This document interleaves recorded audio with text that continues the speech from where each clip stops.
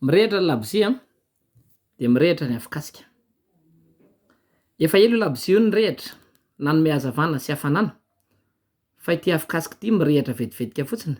Dia rehefa ela ny ela, lany izy. Tsy ela akoriko mantsy e. Tsy gondra vitsy dia lany izy. Nahoana ilay labozia no mirehitra ela? Dia nahoana ilay afikasika ny vetivetika fotsiny nirehitra? Satria ny labozia nanana savoka efa voaomana.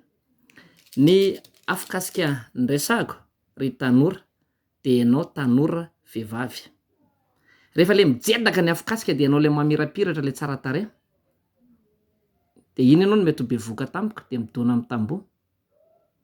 Fa aoka fa vonona manana ny ampy ianao vao bevoka. Mahaiza ianao mitandrina.